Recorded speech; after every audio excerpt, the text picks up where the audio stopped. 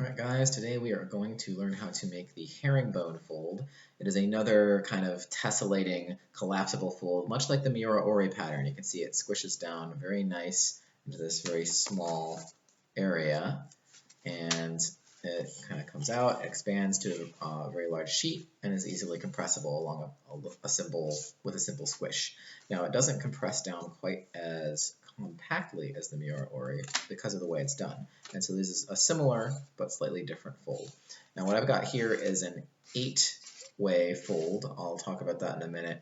We're going to make a 4-way fold because that is going to save us a little bit of time. The main thing that happens as you fold this is the more times you fold your paper to start, the more of these little triangular shapes you're going to end up with. And then the more folding you end up having to do. So we're going to make a shape that's a little less intense than this one, which will take us a little bit less time. Now you're welcome to basically expand the procedure because you can basically just keep doing the same thing over and over and over again until you run out of paper to do this. But we're going to make a slightly smaller version of this. So to start, all you need is a piece of regular old letter paper. You can't quite see it all in the frame. I'll pick this up here. You can see I'm starting with regular old letter paper, nothing too crazy. And we're going to start by folding it in half lengthwise. So again, let me give you the whole thing. Folding it in half lengthwise like that. Or not lengthwise, folding it in half. What am I even trying to say? Hamburger style. You can see here that I'm folding. There we go. So I'm folding that. And make your creases as crisp as you can because it'll make your life a little bit easier later on. So just make sure those creases are nice and sharp. So now I've folded it in half that way. And now what I want is for these central creases to be alternating. I've got a valley fold in the middle. Now I want 2 mountain folds about a quarter of the way up the paper on each side. So to do that, all I need to do, again, with my paper folded like this, I can take the top part of it and just fold it down to the edge.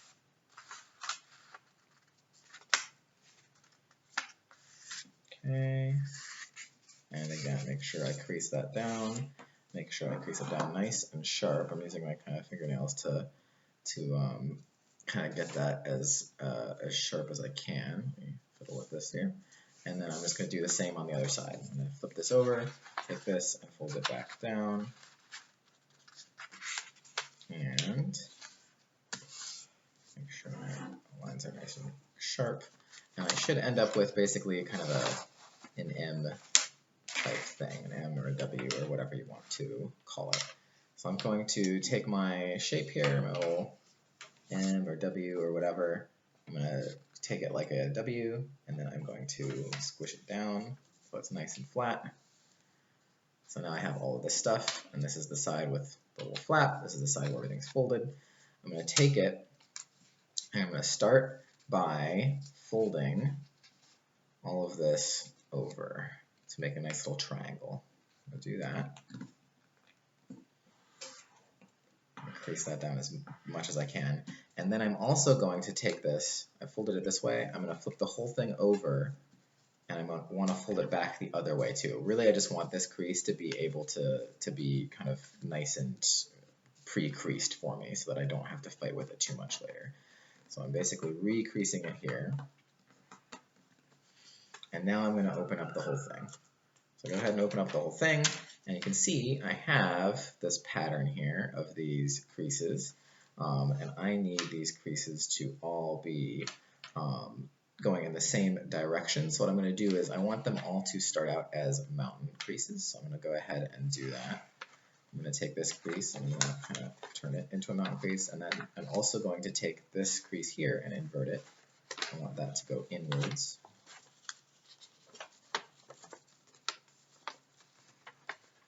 And then this over here, I need to go the other way, so I'm going to fold that back.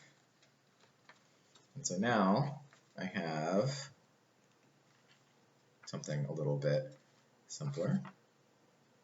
And I'm basically now going to squish the whole thing back down and come back to where I was before. I have my little shape here. And then I'm going to fold it again. And this fold is going to Give me a moment to sort myself out. Here we are.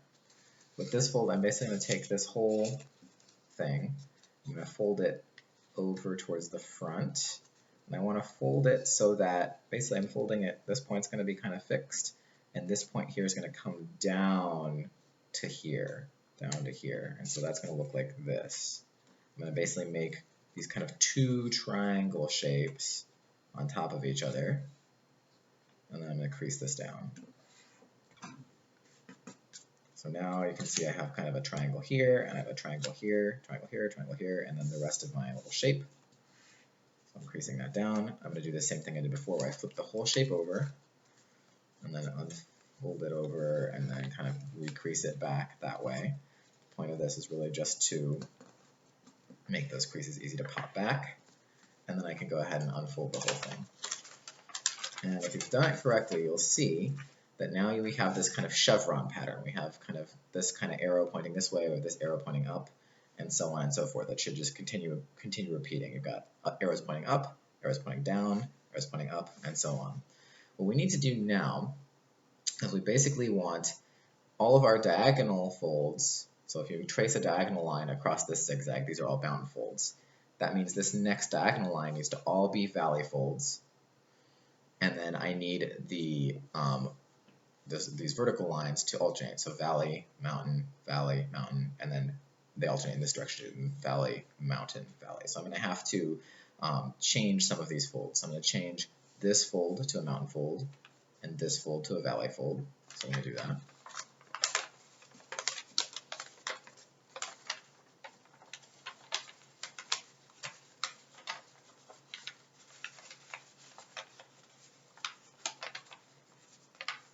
Okay, and then over here I have a mountain fold here, so I need a valley fold here, so I'm going to go ahead and fix that.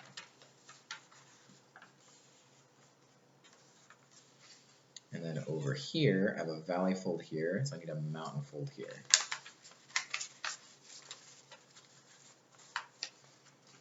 And then I want this diagonal line to all be valley folds, so I'm just going to make sure that's all that way. And now I should be able to compress it, and you'll see that we're getting close to our original, to our finished design. It looks like I have about one more of these to go. So again, I'm going to fold this over in that same way to create more of a triangle. And it always takes me a minute to figure this part out because there are a few ways to do it, and only one of them is right. Ah, there we go. So I'm going to take this whole thing, this is pointing off to the right here, and I'm going to fold it down so that this tip hits the down here. So this tip is folding down to this line here. So I fold like so. I'm folding the whole thing over. I'm not leaving this down here. So I'm folding this whole thing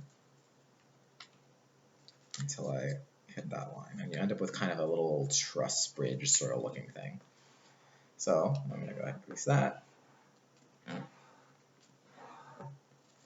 then I'm going to go ahead and recrease it on the other side just to make my life a little bit easier.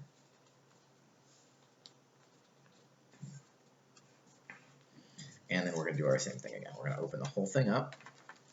And again, I want my vertical lines alternating. So this is a mountain fold here, so this has to become a valley. So I'm going to go ahead and do that. And then I've got a little tiny stub here that needs to be mountain, so let me just fix that. And then this is a mountain here, and that needs to be a valley, so I'll go ahead and do that. And then these are already all mountain folds, which is nice. And now I've completed my simple 4-tier herringbone. Now, if you want to make a more complex one, like this one here I have, where I have more of my little chevron shapes, if you wanted to do that, you can do so pretty easily. The only main step is that at the beginning, you just fold more times. So instead of only folding 4 folds, you'd fold 8 folds for that one. And I'll also have a video that goes to 16 folds. So that's a little bit about how to make the herringbone fold. So I hope that was helpful, and I will catch you guys later.